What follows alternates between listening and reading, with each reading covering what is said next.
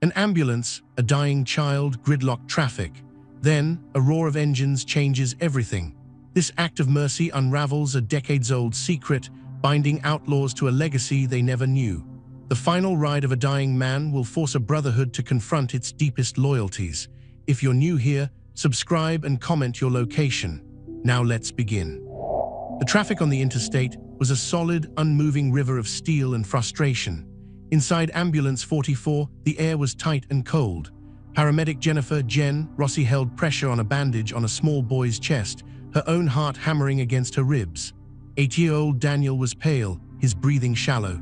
His mother, Elena, sobbed quietly, holding his small hand, whispering in Spanish. "We're not moving, Mike," Jen said into the radio, her voice strained. Her partner, Mike, was driving, his knuckles white on the wheel. The GPS showed a solid red line for miles. A multi-car pileup ahead had frozen the city. The sirens did nothing. There was nowhere for the cars to go. "Time running out," Mike said, his voice low. The hospital was 6 miles away. It might as well have been 600. Then Elena pointed a trembling finger at the side mirror. "What is that?" Mike looked, so did Jen. Coming up the breakdown lane in a slow, rolling thunder was a line of motorcycles. Dozens of them, men in leather vests, adorned with patches, their faces mostly hidden by beards and sunglasses. Hell's Angels. "Oh, this is not good," Mike muttered, instinctively reaching to lock the doors. The bikes didn't stop. They rolled past the ambulance, one after another, a seemingly endless line of roaring engines and gleaming chrome. Then the lead bike, a massive Harley ridden by a man with a long grey beard, pulled in front of the ambulance and stopped. The rider got off. He was old, his movements stiff, but he carried an undeniable authority. His vest was covered in patches, the top rocker reading Hell's Angels and the bottom Nomad. The center patch was a winged skull. But on the front of his vest, over his heart, was a smaller, worn patch, an image of a saint carrying a child. He walked to the driver's side window. Mike rolled it down an inch. "You got a kid in there who needs to get through?" the old man asked. His voice was gravel, worn smooth by decades of smoke and road. Mike just nodded, too stunned to speak. The old man nodded back. He turned and gave a sharp hand signal. Instantly, the formation of bikes changed. They split, moving into the spaces between lanes of stopped cars. They didn't ask. They just positioned themselves. One biker pulled up next to a hesitant sedan and simply pointed forward, his expression leaving no room for argument. The old man leaned back to the window. "Follow the green bike. We'll clear you a path, don't stop." He got back on his bike. The green bike he'd indicated revved its engine. And then, like magic, the sea of cars began to part.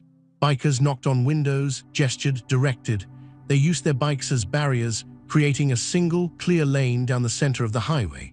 The ambulance's sirens wailed again, but now they had an escort of 100 roaring engines. Inside, Jen watched in disbelief. "Who are they?" Elena was crying again, but now it was with a desperate hope. She stared at the old man on the lead bike, his back straight as a rod, his gray hair flying in the wind.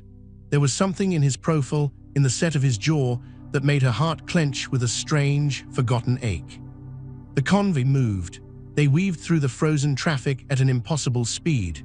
Cars squeezed aside, drivers gawking, phones held up to record the unbelievable sight. A lone ambulance, carrying a dying child, flanked by an army of outlaws. At the hospital emergency bay, it was chaos. The bikes poured into the parking lot, surrounding the ambulance as it backed in. The old man was the first off his bike. He helped the gurney out, his large, tattooed hands gentle as they helped guide it. His eyes met Elena's for just a second. In them, she saw a storm of pain and a deep, deep kindness. He gave a single, almost imperceptible nod. Then, as doctors swarmed Daniel and whisked him away, the old man stepped back. He looked at his club, at the brothers who had followed him without question. He placed a hand over the saint patch on his vest. "My last ride," he said, his voice carrying over the idle rumble of engines. "It's a good one." He got back on his bike. The club formed up around him, and as quietly as they had come, they rolled away, leaving the hospital staff in stunned silence. Back at the clubhouse, a sprawling, worn-down warehouse on the industrial side of town, the mood was oddly quiet. The old man, whose name was Christopher but who everyone called Saint, walked slowly to his favorite chair in the corner. He sat down with a heavy sigh, a glass of whiskey in his hand. The club's president, a sharp-eyed, powerful man named Mark, sat across from him. "Hell of a thing today, Saint," Mark said.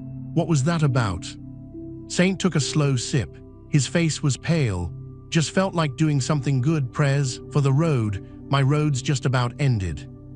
Mark studied him. Saint had been with the club longer than anyone. He was a legend.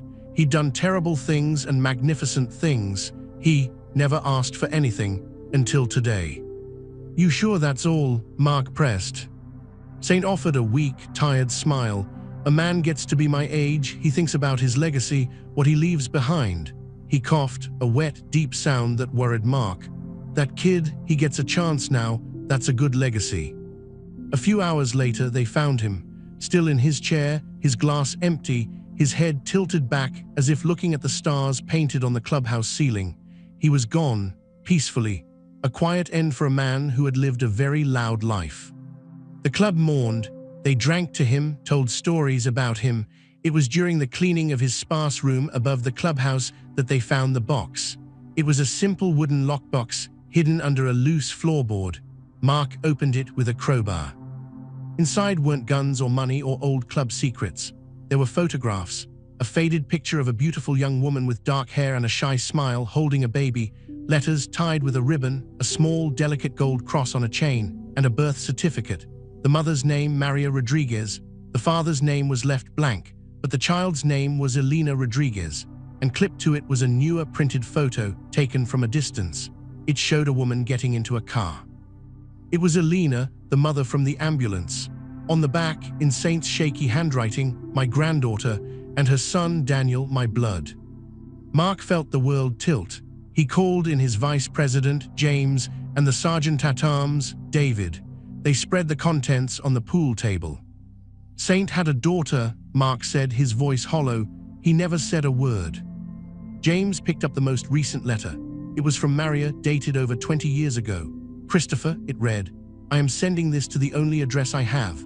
Elena is 5 now. She is beautiful. She asks about her father. I tell her he was a traveler, a good man who had to go away. She needs an operation. The doctors say her heart is weak. I have no money. I am sorry to ask." The letter ended there, unsent, or maybe a copy of one that was. There was no record of a reply. But there was a bank book. It showed regular, sizable cash deposits for years, then steady, anonymous withdrawals sent to a bank in Texas. The last withdrawal was just 2 weeks ago, for a massive amount. A children's hospital in Texas was the recipient. "He was sending them money," David said, stunned. "All this time, while he lived here with us, wearing the patch, he was supporting a whole other family none of us knew about." Mark thought of the ambulance, of Saint's insistence on the escort. He knew the boy was his great-grandson. He used the club, his last bit of clout, to save him. It wasn't just a good deed, it was a family rescue. The revelation shook the club to its core. These were hard men. They lived by a code that was about the club, the Brotherhood. Family was a complication, a vulnerability, yet their most revered brother, their saint, had carried this secret love, this sacrifice, for decades. Mark knew they couldn't just let this go. Saint had used the club as his instrument one last time. That made the boy, Daniel, and his mother, Elena, club business. "We need to see them," Mark said. "We need to know they're okay." At the hospital, Daniel was out of surgery and in recovery. The doctors said the ambulance had gotten him there just in time. Elena was sitting by his bedside, exhausted, when a nurse told her she had visitors, 3 of them. Her blood ran cold when she saw the 3 large men in leather vests standing in the waiting room. It was the club president from the parking lot and 2 others. They looked out of place, dangerous, but the president, Mark, took off his sunglasses and his expression was soft. "Ma'am," he said, "Elena, we were friends of Christopher." The name meant nothing to her. She shook her head, confused and scared. "The old man," James said gently, "the one who led the bikes, his name was Christopher." Elena's hand flew to her mouth. He saved my son's life. Where is he? I want to thank him." Mark exchanged a look with the others. "He passed away last night peacefully." Elena felt a strange, profound grief for a man she'd seen for only a minute. "I'm so sorry," she whispered. "We found some things," Mark said carefully. "Things that explain why he was there yesterday. Can we talk? Somewhere private." In a small family room, Mark showed her the photograph of her mother, Maria, holding her as a baby. Elena stared at it, tears welling. "That's my mother. How did you get this?" "Christopher had it," Mark said. "Elena, Christopher was your father." The room spun. Elena sat down hard. "No, that's not possible. My mother said my father he was gone. He died before I was born." "He didn't die," James said. "He lived a different life. A complicated one, but he never forgot you or your mother." He showed her the bank book, the withdrawals matching the times of her own childhood surgeries, her college payments she'd thought were scholarships. Elena cried. It was a torrent of confusion, anger, and a heartbreaking sense of loss for a father she'd never had, who had been there all along in a shadowy, anonymous way. Why didn't he come? "His life, our life, it's not safe," Mark explained. "Having a family, it's a target. He loved you by staying away, by providing from a distance. He protected you the only way he knew how." Then she understood. The escort, the fierce, determined look in the old man's eyes. He knew about Daniel. He knew he was his grandson. "Great-grandson," Mark corrected softly. "Yeah, he knew, and he used everything he had left to get him here." The club started checking in. It began with David's wife, Rita, a tough but kind-hearted woman who ran a diner, bringing home-cooked meals to the hospital for Elena. Then James, who was a skilled mechanic, quietly fixed Elena's perpetually broken-down car. They didn't wear their cuts when they visited her small apartment. They were just friends of Chris. But the club's world and Elena's world were on a collision course. Elena worked as a waitress at a decent restaurant downtown. One night, a group of men from a rival club, the Vipers, came in. They were loud, rude, and when one of them grabbed Elena's arm, she pulled away, spilling a drink. The man got angry. From a corner booth, Mark and David watched. They'd come to check on her unofficially. Mark stood up. He didn't say a word. He just walked over, placed himself between Elena and the Viper and stared.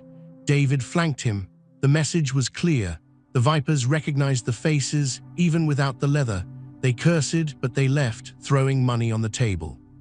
Later outside, Elena was shaking. "Thank you, but that was because of him, wasn't it? Because of Christopher." "It's because your family," Mark said simply. "Like it or not, that's how it is now." But this drew attention. The Vipers now knew the Angels had an interest in a civilian woman. It was a weakness they could exploit.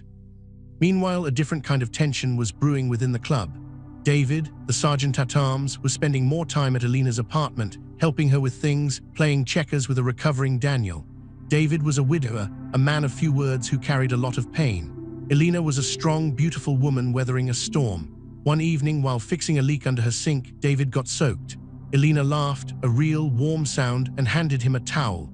Their hands touched. The air in the small kitchen changed. It was charged, a magnetic pull between two lonely people from utterly different worlds. He looked at her, water dripping from his beard, and she saw not a scary biker, but a good, weary man. He saw not just Saint's secret daughter, but a resilient, kind woman. Neither moved for a long moment, the unspoken thing hanging between them, but David stepped back first. Club business, family business, it was too messy. He left with a mumbled goodbye, but the memory of that moment lingered for both of them. The Vipers made their move. They followed Daniel's school bus. They took pictures of Elena's apartment. They wanted to pressure the Angels to find a chink in their armor. Mark found out through his network. He was furious. This was exactly what Saint had tried to avoid for decades. He called a church meeting, a club vote. The topic, what to do about Elena and Daniel. "We can't be their full-time bodyguards," argued Paul, the club treasurer. "We have businesses to run, operations. We start playing daycare, we look weak. The Vipers will eat us alive." "He was our brother," James fired back. "He saved all our asses more times than I can count. He asked for one thing on his deathbed, to save that boy. You want to just walk away from his blood. He didn't ask us to adopt them, Paul said. He did his last ride, it's done. David, who had been quiet, stood up. The room fell silent. I was with Mark when we told Alina who her father was. You should have seen her face. She's not asking for anything. But Saint, he left them to us. He trusted us with his heart, the only heart he ever showed. If we turn our backs, then what the hell was this patch ever for? The vote was tense, but in the end, the Brotherhood and the ghost of Saint Christopher won. They would protect them, but not as distant guardians. They would bring them into the fold safely. Mark devised a plan. Alina's landlord was convinced to break her lease. A new house became available in a quiet, secure neighborhood. It just so happened that the neighbors on one side were James and his family, and on the other was Rita's sister. The club owned the houses. Daniel's new school had a fantastic after-school program funded by an anonymous donor. Alina was offered a new job as a bookkeeper for a series of auto shops the club had legitimate interests in. It was a real job with good pay, and she was good at it. It was a gilded cage, but a safe one. Alina struggled with it. She was grateful, but she felt controlled. One night, she confronted David, who was painting her new fence. I feel like I've traded one kind of danger for another, she said, her arms crossed. I'm living in a house you own, working for your friends, with your people all around me. Where's my life, David? He put down the paintbrush. Your life is safe. Your son's life is safe. That was your father's only wish. Is it perfect?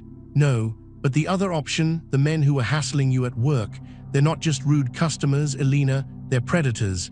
And now they know you matter to us, which makes you a target. So I'm a prisoner for my own good, she said, her voice cracking. He stepped closer. The charged energy was back. You're not a prisoner. You can walk away anytime. We'll even give you money, set you up somewhere far away. But if you stay, he looked down, his voice dropping. If you stay, you have a family, a messed up, crazy, dangerous family, but a family that will die for you and that boy, just like he did.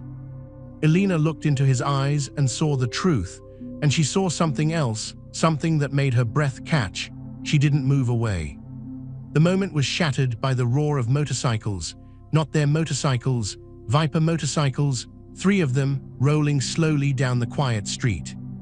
David's body went rigid. He pushed Alina gently but firmly towards the house. Inside, locked the door, called James, now. The Vipers stopped at the curb. Their leader, a man named Vince, smirked.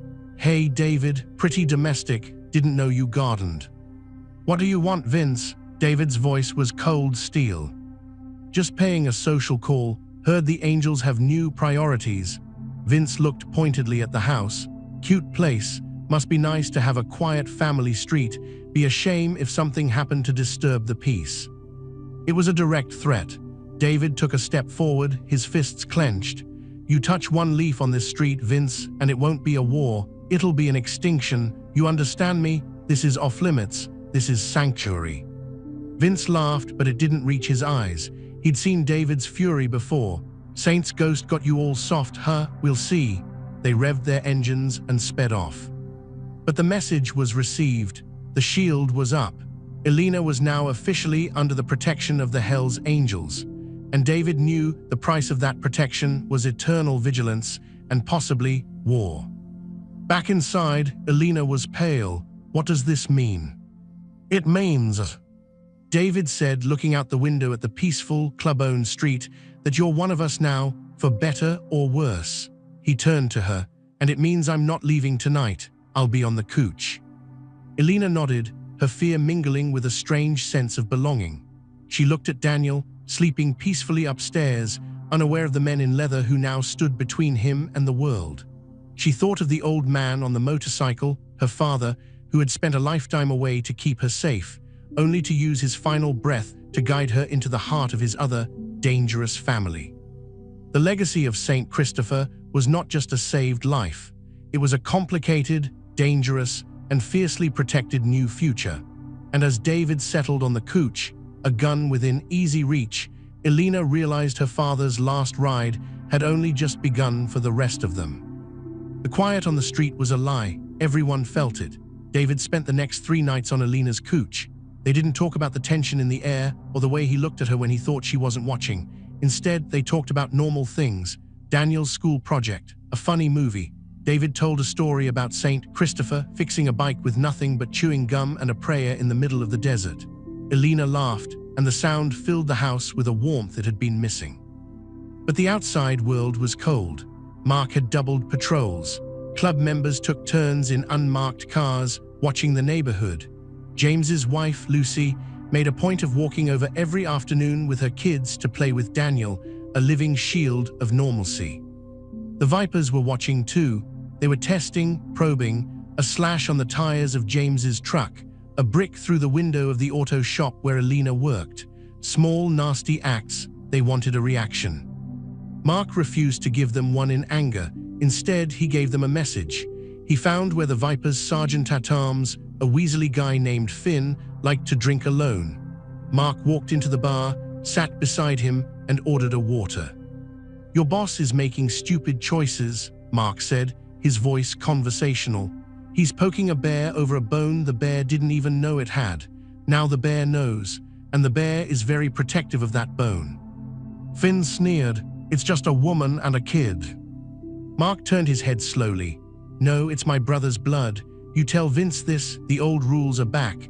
You go near that house, you even look at that boys' school bus, and we won't come for your club. We'll come for him. Personally, we will erase him from the earth. This isn't business. This is family. You understand the difference." Finn's bravado melted under Mark's flat, deadly gaze. He nodded once. The attacks stopped. For 2 weeks there was peace. During that peace, something fragile bloomed. It was a Saturday. David was teaching Daniel how to change the oil in Elena's car. The boy was fascinated, asking 100 questions. David answered each one with a patience Elena had never seen in him. She watched from the kitchen window, her heart doing a slow, painful squeeze. That night, after Daniel was asleep, she found David on the back porch, staring at the stars. She handed him a beer and kept one for herself. "Thank you," she said, "for today. He's never had a man around to show him things like that." David took a long drink. "He's a good kid, smart like his mom." He paused. "Like his great-granddad too. Saint could fix anything." "I wish I'd known him," Elena whispered. "He was the best of us," David said, his voice thick. "And the worst in some ways. He had to be to survive. But the core of him, it was good. He proved that with you." Elena turned to him. The porch light caught the silver in his beard, the hard lines of his face that had softened over these weeks. "Why are you doing this, David? Really? You could be at the clubhouse. You could be anywhere else." He looked at her then, really looked, and all the walls were down. "Because when I look at you, I see the life he gave up, the good life, and I want to protect it, not just for him, for me." He reached out slowly and brushed a strand of hair from her cheek. His fingers were rough, calloused, but his touch was feather-light. The air between them crackled, heavy with everything unsaid. She leaned into his hand, just a fraction. It was an answer. He closed the distance. The kiss wasn't gentle. It was hungry, full of years of loneliness and sudden, terrifying hope. It was the kiss of a man who lived in a violent world and a woman who'd known too much loss, finding a desperate kind of salvation in each other. When they broke apart, they were both breathing hard. "This is a bad idea," David murmured, his forehead against hers. "The worst," Elena agreed, and kissed him again. It wasn't a secret for long. In a club, nothing is. Rita saw the way David looked at Elena during a Sunday barbecue at James's house. She nudged Mark and raised an eyebrow. Mark just sighed. "As long as he's sharp, tell him to be sharp." David was sharp, but he was also happy. For the first time since his wife died, he had a reason to come home that wasn't just an empty room. He and Elena were careful, especially around Daniel, but the boy was thriving. He had a backyard, friends, and a gruff, kind man who taught him about engines and never broke a promise. The Vipers, however, were not done. Vince saw the temporary peace as weakness. He wanted a war, and he wanted to strike at the Angel's new heart. He found a simpler, crueler way. He didn't target the house. He targeted the past. One of Saint's old, unresolved deals came back to haunt them. A drug runner from another state, a man Saint had crossed decades ago, heard Saint was dead and saw a chance for payback. He reached out to the Vipers, offering money and muscle. Their new plan wasn't to scare Elena, it was to discredit Saint, to tarnish the legacy the angels were protecting. They spread rumors on the street. Saint Christopher was a rat. He'd been feeding information to the feds for years to protect his secret family. The money he sent, it was payoff money. The rumor was a poisoned dart aimed at the club's soul. Brotherhood is built on loyalty. The mere suggestion of a rat can tear a club apart from the inside. Paul, the treasurer, brought it to the table, his face grim. People are talking, Mark, it's ugly, if we are protecting the family of a rat. He wasn't a rat, David slammed his fist on the table. He was a saint, he saved that boy. The story doesn't have to be true, David, James said quietly. It just has to be believed. If the club thinks we're defending a traitor's blood, our own guys might turn. Mark felt the ground shifting beneath him. This was a smarter, more dangerous attack. It wasn't against their walls, but against their faith. We need proof, Mark said. We need to shut this down at the source. Their investigation led them to a scrapyard on the edge of town, a known Viper hangout. The drug runner was supposed to be meeting Vince there to get final payment for spreading the lie. Mark decided on a show of force. They would ride in, confront them, and make the truth known with their fists, if necessary. David was told to stay. You're too close to this, Mark ordered. You stay with Elena and the boy, that's your post. David argued, but Mark was firm. Protecting them is protecting his legacy. Stay. So David stayed, packing Elena's living room like a caged tiger, while the rest of the club rode out. At the scrapyard, it was a trap. The Vipers were there, but so were twice as many men as expected, and the drug runner was just a story. Vince laughed from behind a wall of his men. Thought you'd come swinging for the rumor, huh? The rumor's just noise. This is the real hit. A brutal fight broke out among the rusted cars. Fists, chains, pipes. The angels were outnumbered, but fought with the fury of men defending their brother's name. Mark took a bad blow to the head. James had a gash on his arm, but they held their ground. Back at the house, David's phone buzzed. It was a text from Rita, who was monitoring the police scanner. Brawl at Miller's scrapyard, lots of units responding, sounds bad. David's blood ran cold. It was a diversion. He raced to the window. The street was quiet, too quiet. James's house was dark. Lucy and the kids were at her mother. Rita's sister's car was gone. Elena, he barked, get Daniel now, we're leaving. Elena didn't ask questions. She ran upstairs, woke Daniel and threw shoes on him. As she came down, headlights sliced through the front window. Not one car, two. They pulled up, blocking the driveway. Vipers got out. Vince wasn't with them. He was at the scrapyard having his war. This was a cleanup crew. 4 men, armed with bats and 1 handgun, coming to do the simple job while the angels were busy. Back door, David whispered, shoving them toward the kitchen. He grabbed a heavy cast-iron skillet from the stove. It wasn't much, but it was something. They slipped out into the dark backyard just as the front door splintered open. David pushed Elena and Daniel toward the high wooden fence. Over, run to the blue house on the next street. Tell them David sent you. Go. I'm not leaving you, Elena hissed. You have to, he said, his eyes wild. For him, for Daniel G.O. He turned as the first Viper crashed through the back door. David swung the skillet. It connected with a sickening crunch, and the man went down. Another came at him with a bat. David dodged, the bat smashing into the patio table. He fought with a silent, desperate fury. This was his home. This was his family. He was not letting them take it. He took a hit to the ribs that stole his breath.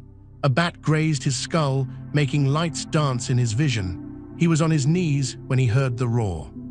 It wasn't from the street. It came from the alley behind the fence. The distinct, thunderous roar of Harley-Davidsons, a lot of them. The Vipers froze. Over the fence came Mark, his face bloody, followed by James, Paul, and 5 other brothers. They hadn't come from the scrapyard. They'd come the moment they realized the fight was too easy, that it was a trap within a trap. They'd broken off and ridden straight here. Mark didn't say a word. He walked past David, picked up the Viper with the gun and disarmed him with 2 efficient moves. The other Vipers dropped their weapons, hands in the air. The fight was over before it began. David struggled to his feet, clutching his side. Elena and Daniel came back over the fence, Daniel crying, Elena rushing to David's side. Mark looked at the terrified Vipers. "Tell Vince," he said, his voice like ground glass. "The bone is now part of the bear. You touch it, you get the whole animal, and the animal is angry. Get out of my sight." They scrambled away. Later at the clubhouse, wounds were patched. The mood was grim but united. The attempt to divide them had failed. Seeing David, one of their hardest soldiers, ready to die in a backyard with a cooking skillet to protect Saint's family, it sealed the truth. Saint was no rat. He was their North Star, and his blood was their blood. Paul even apologized. "I was wrong," he grunted, handing David an ice pack. Family's family. A week later, they held a proper memorial for Saint Christopher. This time, Elena and Daniel were there, seated in the place of honor. Mark spoke about brotherhood, sacrifice, and the quiet saints among sinners. After Elena stood by Saint's old bike, which was polished and gleaming, David came up beside her, his arm in a sling from 2 cracked ribs. "He'd be happy," David said, "knowing you're safe, that the club, that we have your back." Elena took his good hand. "He brought me to you in the craziest, most dangerous way possible." She looked at Daniel, who was laughing as James gave him a sit on a real Harley. "He gave me a father, even if it was only for a minute, and he gave Daniel uncles, and maybe more." David smiled, a real, easy smile. "So what now?" "Now," Elena said, leaning her head on his shoulder, "we live. Carefully, but we live." And they did. The club didn't give up its empire. It just expanded its borders to include a quiet house, a good woman, and a little boy who called the toughest men in town his uncles. David and Elena built a life, a strange, beautiful life woven into the fabric of leather and loyalty. And sometimes, on the anniversary of that day, 100 Hell's Angels would go for a quiet ride. They'd pass the hospital, then ride out to the cemetery where St. Christopher was buried. The lead bike would be ridden by Mark, but the passenger on the back, wearing a small, custom-cut vest with a single saint patch on it, was a 10-year-old boy named Daniel, holding on tight, a part of the legacy, protected by the roar of his great-grandfather's last ride forever. Thank you for listening. Did this story of secret legacies and ultimate sacrifice change how you see the world around you? If it did, hit subscribe. Tell me where you're watching from in the comments. Could a quiet saint be living next door to you right now?